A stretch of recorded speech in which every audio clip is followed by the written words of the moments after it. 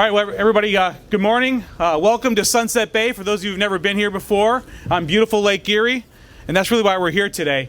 I'm George Borrello, Chautauqua County Executive. Also, my wife Kelly and I are the owners of this place and the Sunset Bay Beach Club. We are an economic engine here in Chautauqua County in western New York. And when I think about the idea that we are going to put literally millions and millions of pounds of concrete and steel into our water so that our governor can pretend that he's doing something about climate change, is just egregious. It has to stop, and it's going to stop, and we're starting here today. Thank you all very much for being here.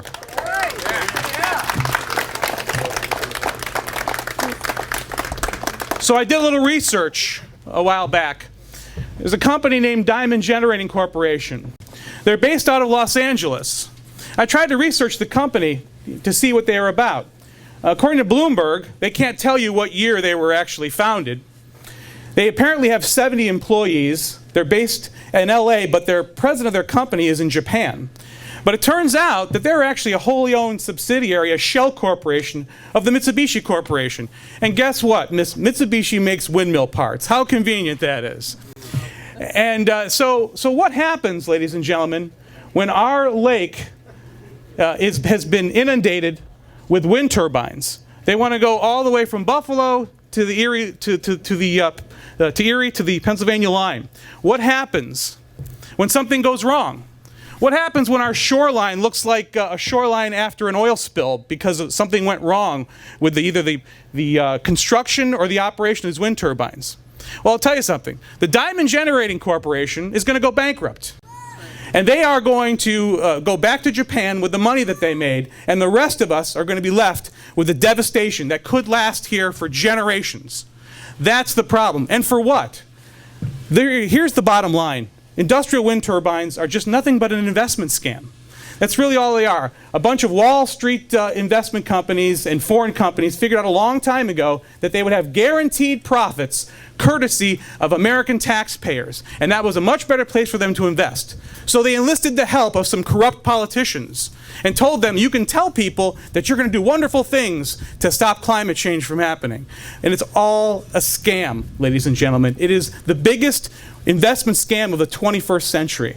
And we will be left holding the bag, as will our children. If you're going to do something about climate change, you're not going to do it by running power lines to the dirtiest coal plants in Pennsylvania and Ohio, which is now where our power is coming from. As our governor in his war on clean natural gas has now taken our power, shut it down here, shut down pipelines, and now 25% of the power in western New York comes from the dirtiest old-fashioned coal plants in Pennsylvania and Ohio. That's the scam that our governor and his willing accomplices are putting forward. And enough is enough. It has to stop.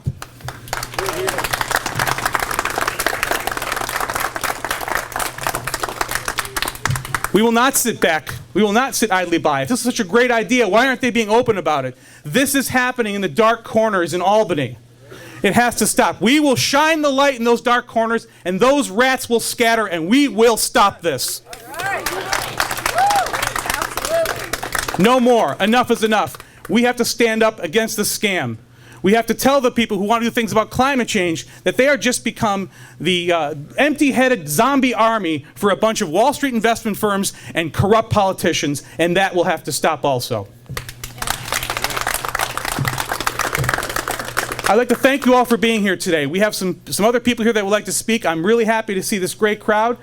We have people here from Erie County. We have Republicans, Democrats, liberals, and conservatives. This is not about politics. This is about people. This is about protecting our environment, protecting our lake, protecting our most precious asset, water. And we'll have some other speakers here to talk about that. But I'd like to now introduce someone who I have a tremendous amount of respect for, that has been fighting this fight, and he has actually been making a change and making a difference. And that's Senator Chris Jacobs.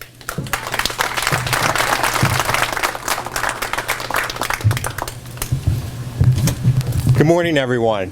Thank you to the county executive for allowing me to say a few words here, and I look forward to calling him your new senator from this area, and I look forward to working with him up in Albany. He's going to be a great asset. And I think he touched really on a broader issue, I think, first things first, we got to kill this project. But we have to really look at this broader issue of this scam that he talked about. This is so true, and the amount of money, I mean, we're talking billions. I mean, here we have what's going on here, but we also have the major, I think, $billion subsidies that are, I think, just got awarded off the coast of Long Island. And this is a scam. This is not going to help with the climate issue that we talk about, and it also is going to dramatically increase our utility costs, because the scam, these billions of dollars that are paying for these subsidies, because these things are not financially viable without major government subsidies. But where is this money coming from? This entity that the governor the governor controls called NYSERDA. But where does the money from NYSERDA come from? Your tax bill.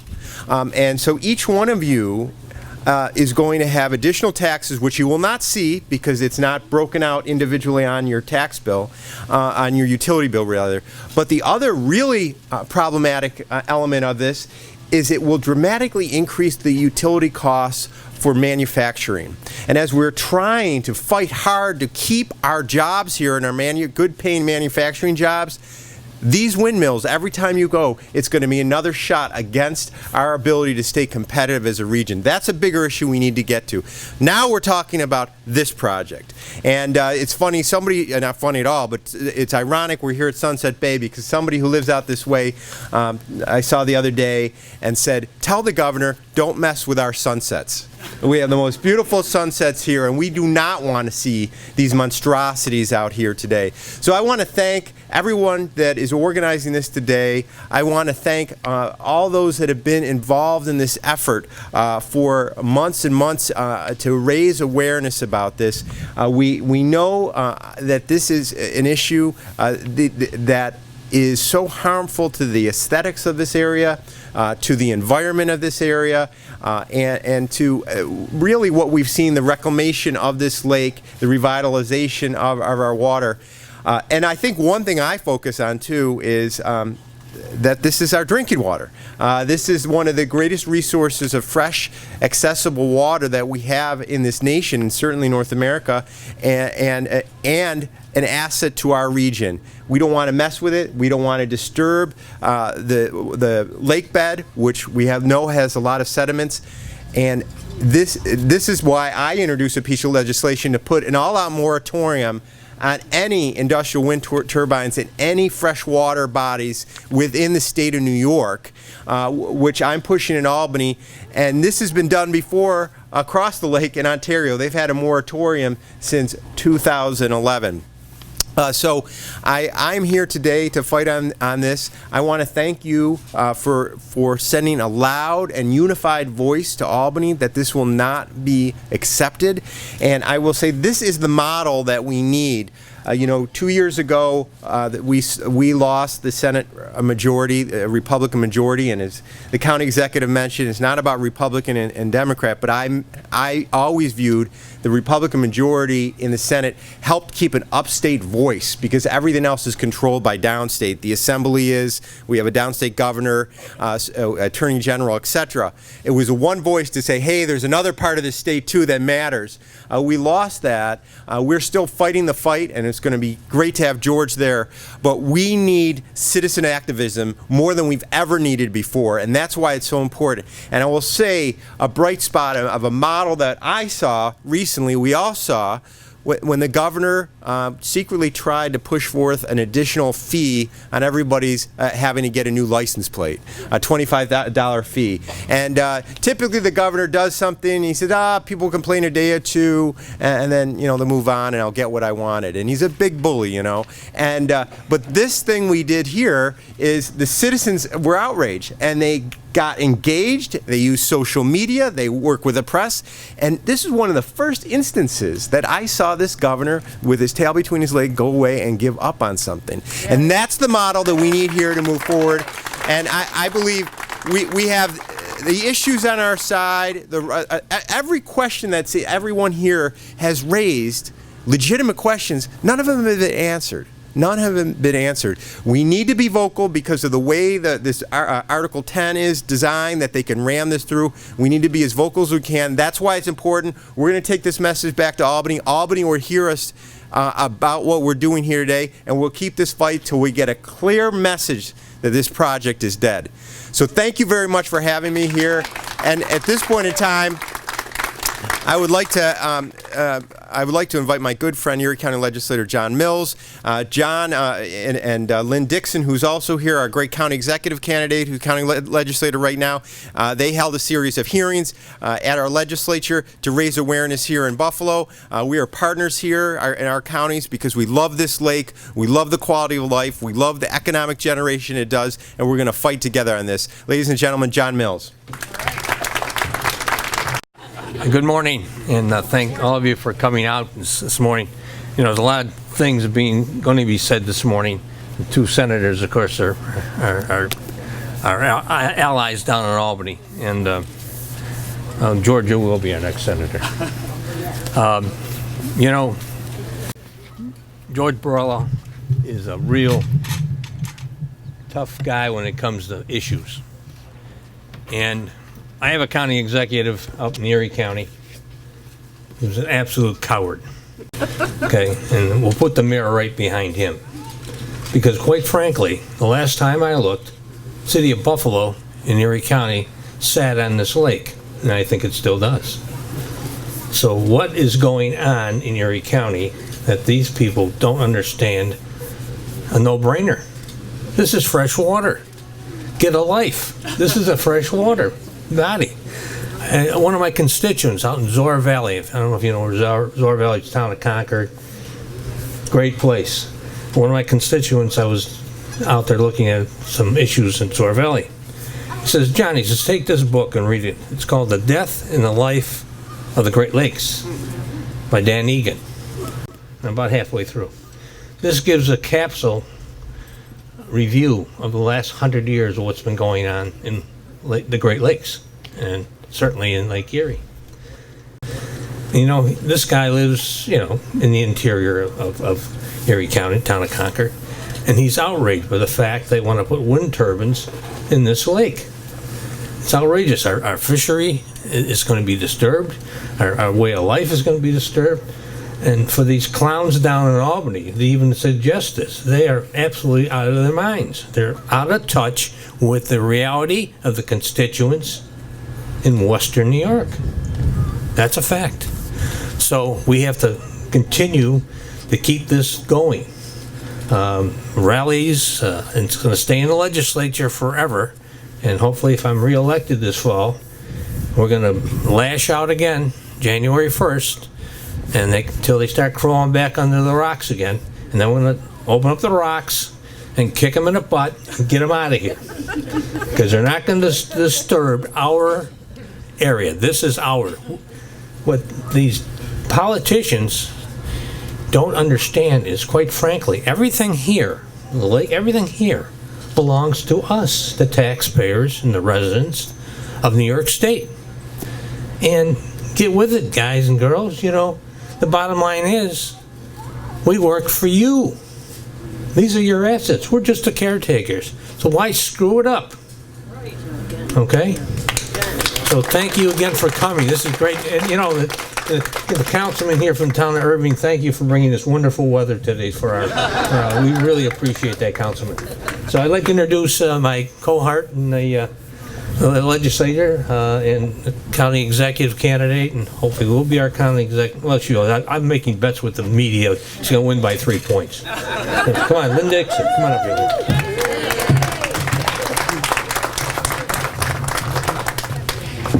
You know, I'm looking at the kids playing out on the beach here behind me, and I'm thinking, you know, this is what we are leaving to them. This is going to be our legacy to them. And it took years, as you know, to clean up Lake Erie. And now that we have it back, the thing we don't want to do is ruin it again.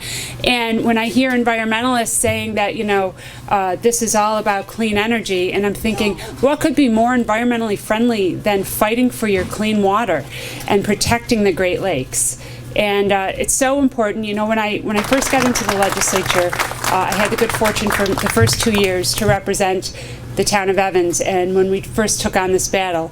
And by a vote of 13-2, bipartisan, we supported a ban on the wind turbines.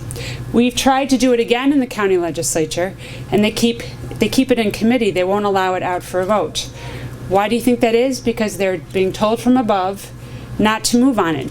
The governor tells the county executive, who tells the county legislature not to move on it. And that's not how good government should be.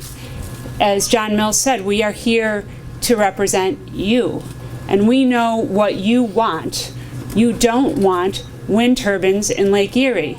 And so we have to continue the fight, and you will hear from the experts in this shortly who will, but I will tell you this, when we had a hearing in the county legislature about a month ago, both sides were presented. And I will tell you, all day long, the ones with the facts on their side and the ones that won that argument every day were the ones that were opposed to the wind turbines in the lake. So let's continue this fight to do all we can so that these kids that are playing out here on the beach will have a beautiful lake, and that their kids and their grandchildren will have it as well. So thank you very much. Oh, and I would like to call up Town of Evans Town Supervisor Erie Hosler.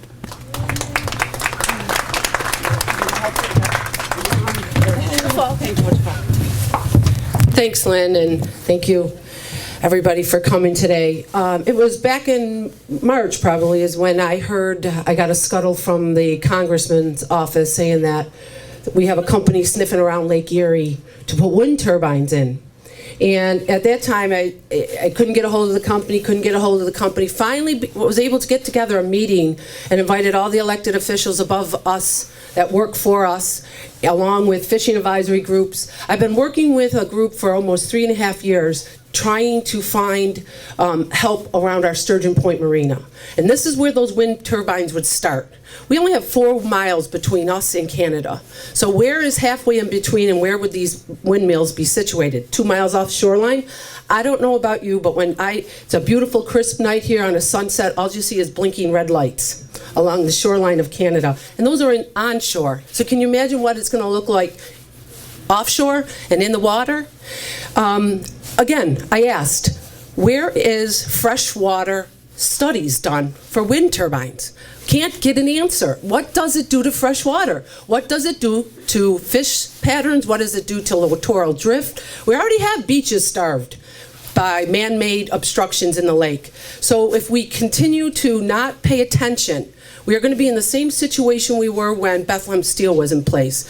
We spend thousands and thousands of dollars in the town of Evans to clean up the waterways with green infrastructure projects. We're doing one in Lake Erie Beach. We've done one in the town parks. Every stream dumps into our swim areas. So we've been cleaning that up. Now to the thought of having oil drifting into our beaches and onto our into our shorelines. It's unimaginable. It's our drinking water. I can't even believe it's even a conversation that we would. And I think what we need to look at is, once we get past this, and I'm so excited to see that we're banding together along the shoreline, because that's what it's going to take. It's all of us working together, not Democrats, Republicans. I'm talking everybody, because we all have a vested interest in this. I don't know if the governor has some kind of source of drinking water other than this, but this is it. 11 million people count on it, and it frightens me to think that we would be sold out for tax incentives. I mean, on an $800 million project going on up in Ohio, that's a $40 million incentive. Where does that come from? Out of our pockets. On a company that it is Japan owned. They start these little subsidiaries, then they go bankrupt, and we're left cleaning up the mess. I've been talking to the people up in Arkwright. They're not happy with the windmills, and they're inland, onshore. They've done so much damage, both physically, mentally, and to their property values.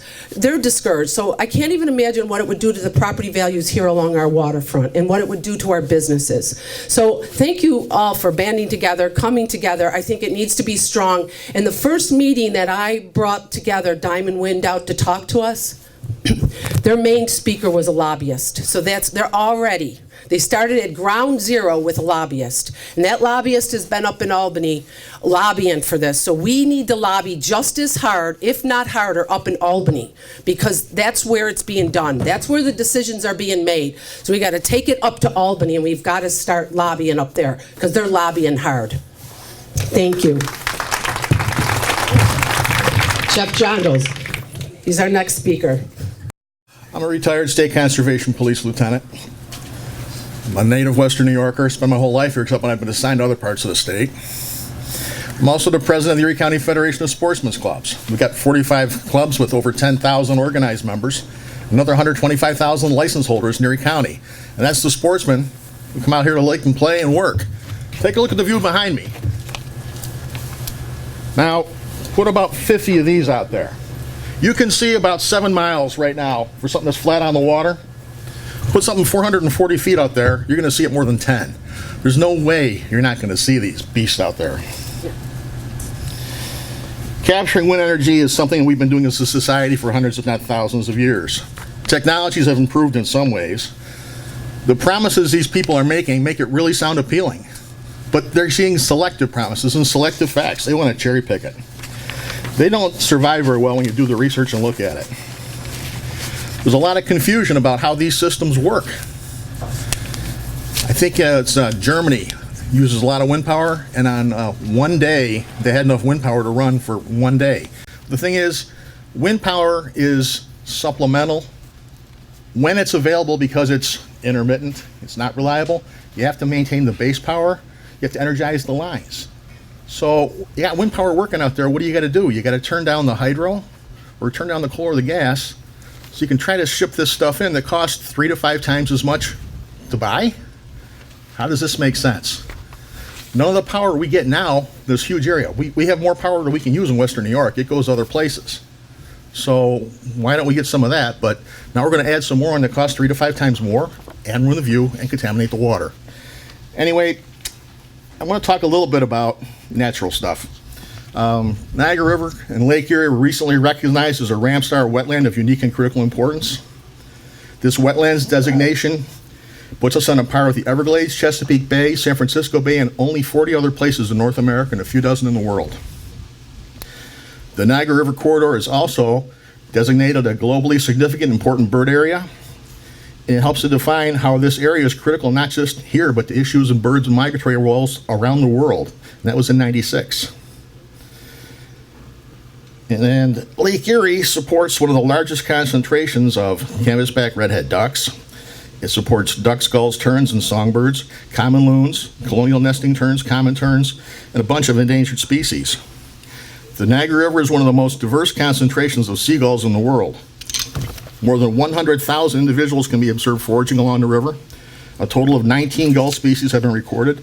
60% of all New World gull species, with up to 14 species being recorded on a single day. A lot of diversity, a lot of birds. Bonaparte's gulls, herring gulls, white-ringed gulls. Some places, a good portion of the world concentration is here.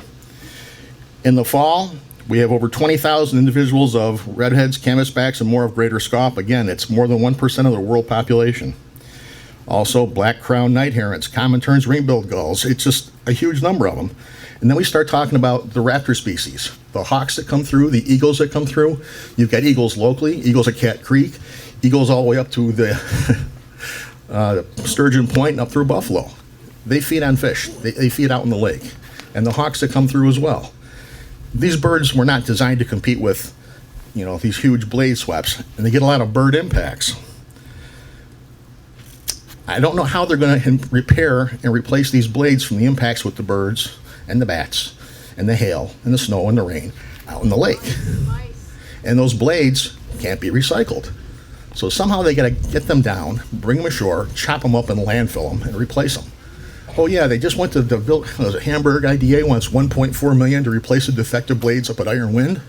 Wonder who's going to pay for that. I don't think we should be paying for their research and development and then pay 3 to 5 times as much for the energy. It just doesn't make any sense to me. Well, it's going to be Halloween, and bats are unloved except by us wildlife guys. And why do we love bats? Well, they're pollinators for one, but every night they eat their weight in insects. You start having all those insects out here, talk mosquitoes, talk flies. What do you get from mosquitoes? What do you get from flies? Disease. What kind of diseases? Well, things are changing, and there's some diseases coming back that weren't here before, but I'll just try to summarize it. And I don't have my watch, so let me know when I'm done. I can be here for hours, guys. Believe me, I've got the research. You want a little bit? Let's see. West Nile virus, Eastern equine encephalopathy, Zika, oh, that's a fun one. St. Louis encephalology. Those are of grave concern to women and children in particular. Older folks, too, to a certain extent. And here's the thing. Mosquito-borne viruses are responsible for at least 3% of worldwide mortality and a larger number of severe impacts. So you may survive it, you just may not be able to function anymore. We had a little fun one, too. Acute myelitis, AFM. That's the new one that is like polio. It's the same thing. Where did it come from? Why is it here? What's changed? You go to Massachusetts, well, worldwide, wind turbines are the number one cause of bat mortality. In North America, it's number 2. So we're losing a lot of bats to the wind turbines.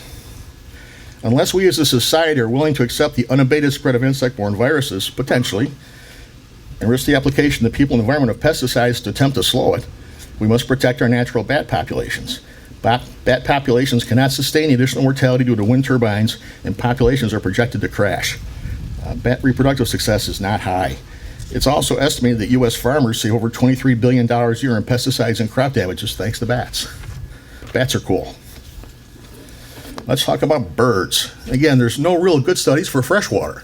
It's not up to me to prove they're bad. It's up to them to prove they're good. They can't do that. You're talking 140 to 500,000 birds per year now in North America. It's expected to go up to 1.4 million birds per year or more when they expand a little bit. Bird collision with wind turbine is influenced on the facility location, turbine placement, and design. So the siting of these wind turbines is critical. At the landscape level, mortality risk may increase near migratory routes. It is one. High concentrations of birds. It is one. And along rivers and ridgelines near coastlines. Hey, I think it's a lake. Over 200 species of birds have been documented as killed by collision with wind turbines. Passerines, that's hawks, eagles, owls, songbirds, falcons. The vulnerability changes depending on the bird. Now, most of the Canada geese and stuff will fly over them and kind of adapt. Ducks, not so much. The other problem is nesting. 20% less birds total are seen, period, but 50% less nesting birds within proximity to them. I don't see that as being a good thing. The other problem we have is owls. What are owls good for? Owls are cool. What do you think controls our mice, our voles, our rats, and our small little mammals? We don't have owls. You're going to have a lot more little pests of moles and mice and little critters. Let's talk about the white-footed mouse. You know what he's famous for? Well, they blame the deer tick, and they think it's white-tailed deer that bring them in. Number one is the mice. So now you got mice in these low areas, these places that are underprivileged, don't properly maintained. So you got more ticks, you've got more fleas. I can think of some really interesting flea-borne diseases you can remember from back in the 1400s. Again, we're not trying to terrify you. We're just saying when you make a change, something else is affected. You're going to have more insects. You're going to have less of the things we care about. You're going to have more of the things that we don't want. How does that work out for you? People take for granted your fresh water. I've got this stuff going back to the 20s, 30s, and 40s. Fresh drinking water is a relatively fresh and new thing. It's current. We had a lot of waterborne pathogens and disease in these areas in the 30s. We just kind of aged out. We have short memories. You can't afford a short memory. That's 80% of the world's fresh water. New York's fresh water, North America's fresh water is coming through here. We can't filter out a lot of the stuff that could be coming in.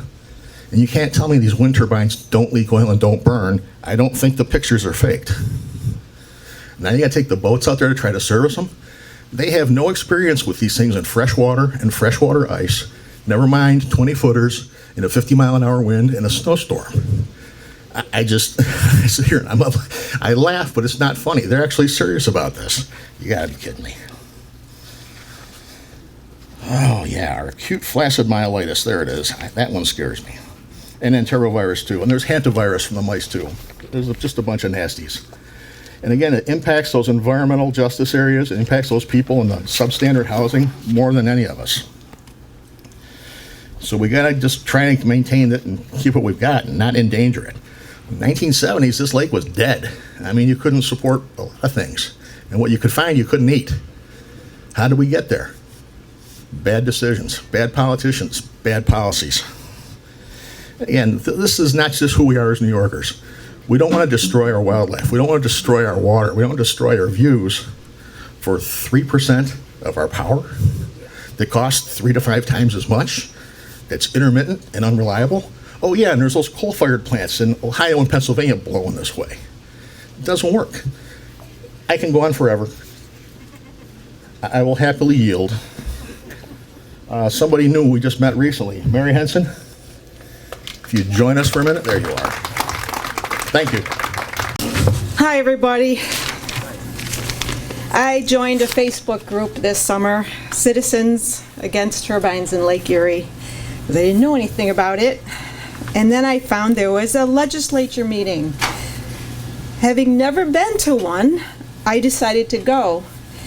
And I was so disgusted by what I saw there and so furious with the Sierra Club that I wrote a 9-page rage essay that I had to cut it off somewhere, but now I have to cut it off even more. So I'm going to read my ending to the Sierra Club. The essay is, the title of my essay, and if you'd like to read it, please ask. I'm happy to share it with anyone. The day the Sierra Club came to the Erie County Legislature to discuss wind turbines on Lake Erie and changed my opinion in less than an hour. So yes, Sierra Club, in an instant, you have changed my opinion of you, as I once admired and supported you. Your founder, John Muir, is turning over in his grave. He's spinning like a turban. You have aligned with money and politics and become wind power puppets. You have changed my future votes and my desire to be called green, because now it means greed. Letting power companies manipulate young adults and brainwashing them using bully tactics and aggression. It is disturbing and evil. The Buffalo News and some of our politicians must be brainwashed too, because hardly anyone knew you were coming here. Only the report that there was a small vocal group from the South towns present to object. The reality is we are from all over and not just Western New York. There were way too many of us to fit in that room, and I think we're nearing 920 as of today, steadily increasing. We were frustrated that we couldn't all be there because of the short notice and our jobs. And oh, that's right, your visit here was paid for by the wind company.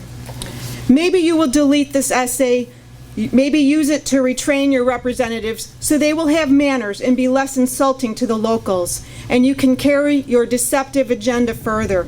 I hate to think of the many other communities you are infiltrating. As for me, Sierra Club, I am so done with you, and I'm telling everyone. You have lost your minds, hearts, souls, and the vital message you started with. In this hour, watching how warped things have become, we get a glimpse of something else. The mysterious winds of subsidy money, dependable fuel from Americans that is hard to account for and is spinning around the world, mixing with ideals and going down tunnels you couldn't imagine in your worst nightmares. Consider this: a vague energy company with no ties to this area, based in an unproven location, employing unknown people, gives a proposal to Buffalo. It is announced in the highest government office. It is framed as sensible and is endorsed by some in the community and a well-known environmental group. The plan is to drill into Lake Erie and erect a line of skyscrapers offshore, 45 miles long. Each skyscraper is cradling a busload full of oily chemicals, high in the air, based directly in the most vital resource. The line is just miles from an international border, easily visible on open water, and vulnerable to assault by nature and attack by enemy, alongside millions of people in 2 countries. It is an outrage beyond belief. As the Erie County Legislature meeting adjourned, the Sierra Club marched out wearing their Wind Power Works labels. I totally agree. For you, Sierra Club, wind power is working very well. And all the hot wind coming out of your mouths, you are warming the globe. Very truly yours, Mary Lynn Henson and Citizens Against Wind Turbines in Lake Erie. Thank you. And I'd like to introduce Jim Hanley. This morning there was an article in the paper. Ellen Banks wrote it from the Sierra Club and said, "Your party," several times. Oh, I'm looking out. I see Democrats. I see Republicans. I'm an independent. I don't think it's your party. It's people who live along the lake here, who grew up along the shores. I see my old buddies, neighbors, friends. I've been guiding on this lake coming on 42 years now, and I grew up in Road Acres. I grew up on the beach where pumpkins would grow because of all the eutrophication was on the beach, all that dead vegetation. I picked my Halloween pumpkin when I was about 8 years old off the beach. Where did all those pollutants go? They're still out there. They're still laying on the bottom. If you're a diver and you go down and you dive, you see a pool, you stick your arm in it, it's so deep it's unbelievable, but they're solidified on the bottom now.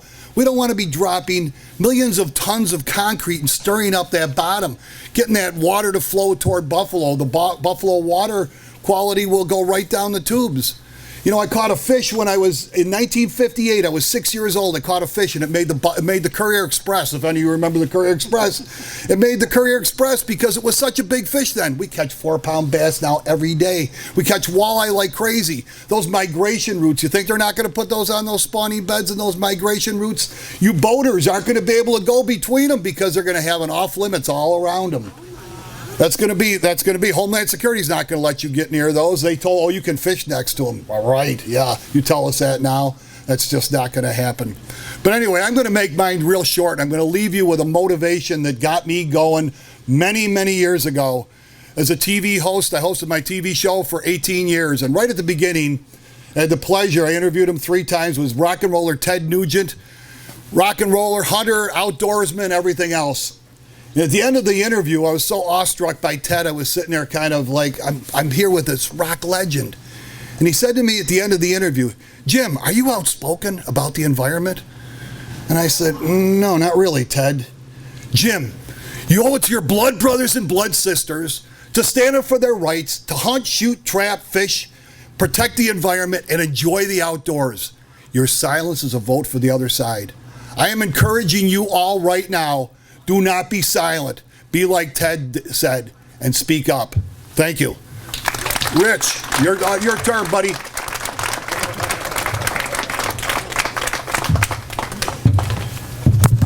All right, I'm going to grab this because I like to move around a little bit. Or maybe not. There's stuff attached to it. Okay. Wow, look at all these people here. This is great. My name is Rich Davenport. I'm with the Erie County Federation of Sportsmen's Clubs. I'm also the secretary of the Western New York Environmental Federation. I'm a political appointee on the Erie County Fisheries Advisory Board, and I've been doing this for a long time. I never thought, after 8 years ago of fighting NYPA and their Great Lakes offshore wind project, that I would have to be here along with everybody else here 8 years later having to be Don Quixote. And we've heard a lot right now. We've heard a lot about the wildlife. We've heard a lot about the fisheries. We've heard a lot about what it's going to do to the water quality. But one thing that you're always going to hear from these wind people besides saving the planet, and I don't know how you save the planet by screwing up fresh water. That seems to be a total contradiction. But they also say economic activity. Oh, it's going to bring all sorts of economic activity. Well, I want to talk a little bit about economics today, and I'm going to talk about the economics of not only Lake Erie, but the Great Lakes. Now remember, back in 1970, this lake was declared dead. Dead, not a single fish. We didn't have waterfowl, we didn't have birds. We didn't have any of that. It took a fisherman in Buffalo, New York in 1965 to get President Lyndon B. Johnson and Lady Bird Johnson to take a trip right to the Buffalo River and smell that industrial sludge that was being dumped into the lakes every single year in the thousands and thousands of metric tons by the United States Army Corps of Engineers, by the way. It was something that was complicit in our own government. And this impacted our economy to the point where, yes, we had a vibrant fishery, and it disappeared. So by 1970, our economic impact on something that keeps the lake healthy was gone. Until 1974. In 1974, Sports Illustrated, on November 4th of 1974, put out an article, and you can read it online, and it talked about, oh my God, there's fishermen trolling the mouth of the Buffalo River for salmon again. And they went in and detailed the works of Stanley Spiesiak, who has also been mentioned by the U.S. Army Corps of Engineers as the fisherman, as the person who saved the Great Lakes from this industrial pollution. Since that point in time, over the last 50 years of cleanup, of restoration, of dedication and hard work and nature's blessings alone. After all, this lake is the smallest of the Great Lakes with a mean depth of 62 feet. It's 223 miles long and 57 miles wide at its widest point. That allows this lake to flush itself every 2.6 years to help get these toxins out, while at the same time allowing the sediment to cover the entirety of the lake bottom to cut off those pollutants from the food chain. To today, the New York State Department of Health says these fish in Lake Erie are healthy, not so much for Lake Ontario and the other Great Lakes due to their depth, but Lake Erie is unique. What has this done? Well, did you know that Lake Erie is the #1 Great Lake for sport fishing? There are more angling hours and more dollars spent every single year. Out of all of the Great Lakes, 38% of that activity is focused right here in our backyard. This, not even our backyard, this is our front yard, okay? Number 3 is Lake Ontario. To give you the exact numbers, 38% of all sport fishing in the Great Lakes is done on Lake Erie, 25% Lake Michigan, 19% Lake Ontario, 16% Lake Huron, and 9% Lake Superior. This according to the U.S. Fish and Wildlife surveys on hunting, fishing, and wildlife recreation. You can get them. It's publicly available. Great Lakes anglers spend more per day and more per year per angler than standard freshwater fishing. $1,200 a year your average Great Lakes angler will spend. Less than $1,000 a year on the inland lakes, so it's a lot more lucrative. The Great Lakes also draws a lot of outside people. 36% of the Great Lakes anglers come from other places versus 20% of those going to inland lakes. So we have a much bigger economic engine to draw that non-resident, non-New York State dollar here for our people, for our economy. When you look at today, these dollars represent, according to these reports again, approximately $260 million in growing for the Western New York economy, just Lake Erie alone. $260 million. It's a $400 million hit total with Lake Ontario. Think about that. And in the last 5 years, from reporting period to reporting period, 2011 to 2016, it's up 10%. It's continuing to grow. As these lakes have gotten healthy, we've gone from zero in 1970 to a $400 million sport fishery. And we're just talking about sport fisheries. Now, the one thing that's really important to realize about sport fishing is that every single license that is sold goes to the New York State Conservation Fund. And every piece of fishing tackle that is purchased in support of pursuing that pastime in that lake carries an excise tax under the Wallop-Rowe Law of 1986. That goes to the Federal Conservation Fund, which is doled back to the states to do your enforcement, to do your restoration, to do your studies. You don't pay that in your taxes. That's done by voluntarily going out and spending a license and buying fishing gear. So what we're going to do now is not only cripple by causing a lot of low-frequency noise and displacing fish, we're going to cripple that ability. We're also going to cripple our ability to protect our ecosystems. The same thing that has been for the last 50 years brought this back from the dead. Let's get rid of it. What the hell, right? That makes a lot of sense. So let's get rid of that. Let's stop it. Well, why not? Let's just look at some other things too. How about boating? Did you know that New York State is number 7 in the country for boat registrations? Anybody know that? Did you know that the Great Lakes region as a concentration of boats in the United States. The Great Lakes region has 27% of all the boats registered in the United States. That means that this area here is a heck of a lot bigger than New York City. And it's not just people that are buying slips and keeping their boats out here. It's not just fishermen, it's scuba divers, it's sailors, it's day pleasure crafting. It's unbelievable. Number 7, there's approximately 570,000 boats that are registered in New York State. It's number 7 in the country. It's a lot of money. Let's impact that. Let's throw that out because we're not going to be able to navigate. We're not going to have any fish to catch, so let's kill all of that. How about bird watching? Let's look at another piece of economic activity. These wonderful reports tell us that bird watchers, the number 1 birds that's watched in New York State is waterfowl. Number 2 is raptors. 1.7 million people in New York State combined watch waterfowl, ducks and geese, and raptors, eagles, hawks, falcons. 1.7 million people spending on average $1,100 a year. It's about $1.7 billion, isn't it? Now with this Ramsar designation, which is a wetland of international importance, only one of 40 places in the country that we just got because the waters are healthy.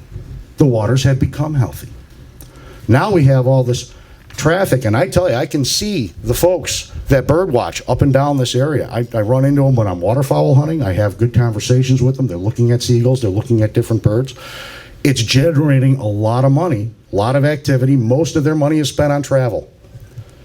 And although they do not directly fund the protections of this lake like we do as fishermen with our sporting license purchase and purchasing gear, they do take all those observations. They collect it in books. These birding clubs have contests, and all that information goes to the Cornell Lab of Ornithology so we can better understand what's going on with our birds, with our avian neighbors, if you will. We didn't have this stuff 50 years ago. We have it today, and it's our duty, it's our responsibility to the kids not yet born to make sure that this grows and grows. And with the partnership that we have just recently put together between Erie, Niagara, and Chautauqua counties to promote the Great Lakes fisheries and all these other things that are around it, with very little to spend to invest, but boy, we get a whole lot back in return.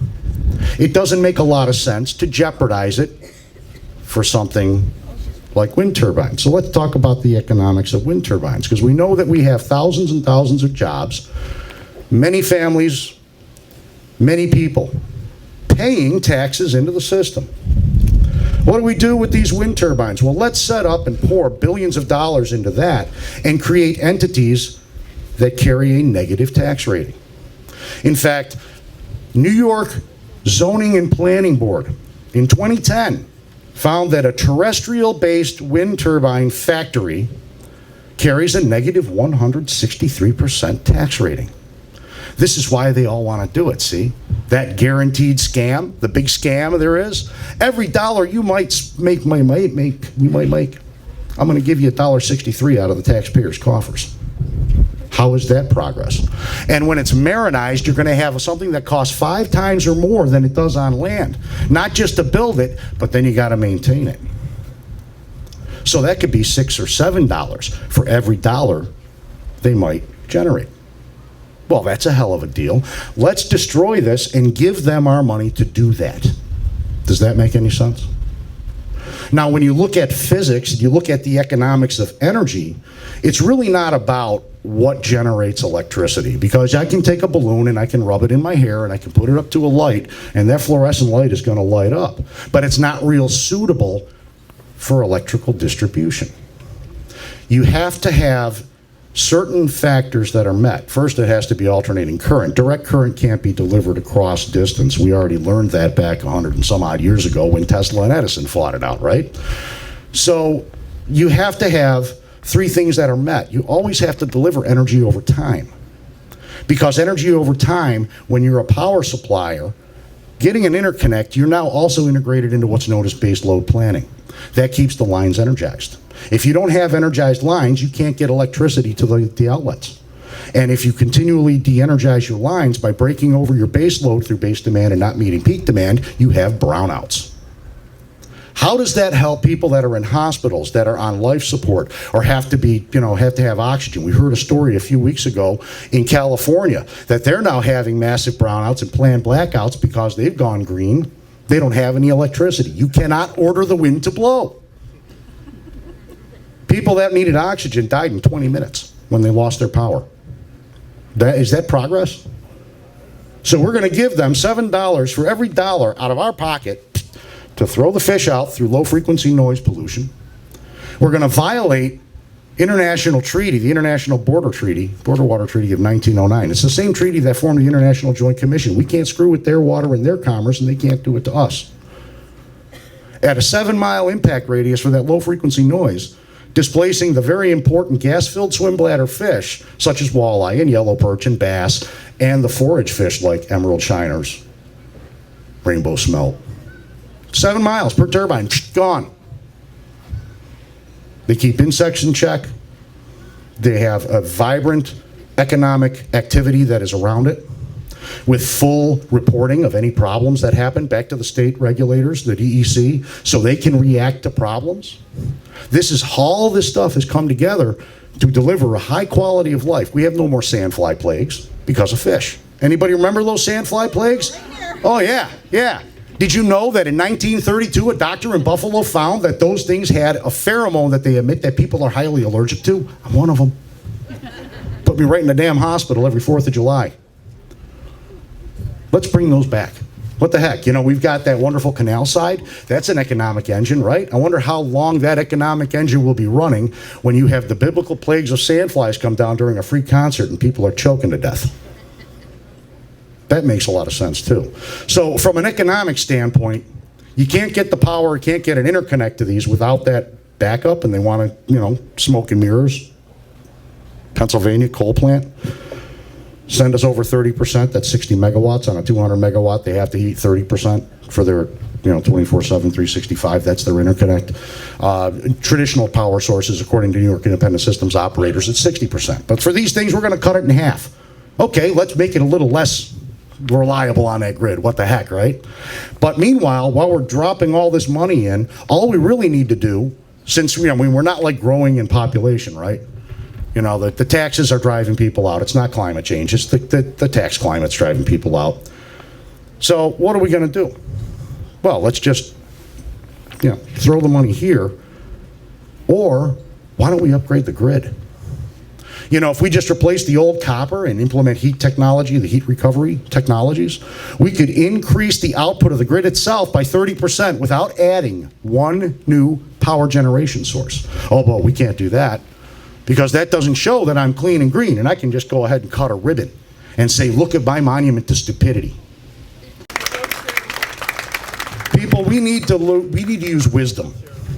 And after 50 years of screwing it up, and don't take my word for it, there was an article in the Buffalo News talking about the Ramsar designation, and they talked to the Western New York Land Conservancy Associate Director, and he said, it's really a testament to all the things that we did, because over 100 years, we took 50 years of destroying it, and the next 50 years after, recovering from it, recovering from our own stupid, our own folly, to the point now where we have a wetland of international importance. 120,000 birds, all different varieties, any given day during the migrations are on that river. And they come right up the lake. They're going to tell you, oh, they don't use the lake. I'm going to tell you, they've never been out there. Because I see birds all the time, all over the place, everywhere. And oh, by the way, the eagles don't run into the turbines run into them. Those windmills, they're spinning at about 100, 115 miles an hour. The birds are hunting. Where are their eyes looking? Down. Boom. I guess with all those bird watchers that are going to come in with this Ramsar designation, we get to have a little MMA. They can go ahead and put that video up there and watch these birds get knocked out and killed. Is that something we want to do too? Is that going to present a really good image of our community? Hell no. From every single piece of this, it is folly. And the kids not yet born deserve wisdom, not folly. So I'm going to ask everybody, not only talk and be vocal locally and spread the word. But this is an international waterway. There's some federal stuff involved here too. I've already written to the EPA. I got a response back from the president in 27 days. I couldn't believe it. He wants to know about the economics. Oh, I've got the economics. We all need to push for a permanent moratorium on this stuff. You know, a 10-year moratorium, I don't want to come back for the next folly. These lakes deserve appropriate economic activity, and what we have today gives back to the lake and makes things better for tomorrow. We don't want to take that and just make it better for a wind developer that's going to be sucking on our taxes for a political smoke and mirror game about how they care about the environment while chucking our fresh water under the bus. Thank you. I'm Sharon Trembath. I'm with the Great Lakes Wind Truth and the Citizens Against Wind Turbines in Lake Erie. I'd like to thank everybody for coming. This was fabulous. I hope you can spread the word to your representatives. Let them know we've got enough power in Niagara Falls to care for us. We don't need wind turbines. And we're finished with our presentation, but we do have a citizen who would like to speak. Lynn Bedford would like to speak about the health problems that she's had associated with the turbines, correct? And again, thank you all for coming. And thank you, George Borrello, for offering your wonderful place for our rally. It was fabulous. Thank you. Thank you, Sharon. Thank you, everyone, for coming out. I'm going to make this really short and really sweet. I'm a victim of Arkwright. The turbines went up. We knew little about them. I said, well, we'll give them a chance. Now it's way too late. For the past year and a few months, I have suffered from something called infrasound. Not many people know it attacks your inner ear, and it's cumulative. I can't even imagine. I grew up on the banks of Lake Erie, up near Buffalo. I can't even imagine what it would be like. I see turbines out my kitchen window, out my bathroom window, out my bedroom window. I can't even imagine what it would be like to come down to Sunset and see turbines out here. And God forbid if the infrasound ever leaks into this area. Your inner ear picks it up. You start to have headaches. That's the first sign with ringing in your ears. Then you start getting sick to your stomach. Just think about it. Every time you would come down to the beach, you'd start picking up infrasound, and your health deteriorates and deteriorates. So I urge everyone, this week, tell 1 or 2 people about what's going on here. Then tell 3 or 4 and tell them, this is urgent. This isn't something we can play with. I remember in the 70s, we couldn't go to the beach. Now our lake has recovered. It's viable. It's wonderful. We should cherish it. Please tell everyone no wind turbines, absolutely. Thank you.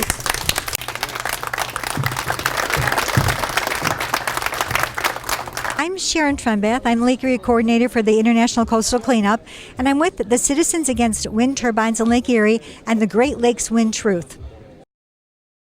We're trying to stop the Article 10 program that Governor Cuomo has that wants to put 50 wind turbines in Lake Erie from Lackawanna to Dunkirk, 0.6 of a mile apart. Our group fought this 10 years ago, and we were successful, and now I'm afraid he's come back with a vengeance and decided this time he's going to do it. Cuomo's energy policy is a big folly. If we would fix our infrastructure, everything else would be fine. Right now we're putting turbines, good turbines, on top of a bad infrastructure. It's not efficient the way it is, and the turbines themselves are inefficient and inconsistent wind. If there's no wind, we have nothing. We have 14 of them in Lackawanna that at any given time, 10 of them are not or 7 of them are not working. And if we wanted power, we have power in Niagara Falls. We also don't need to send our power downstate to New York City, along with our money and our people and our taxes.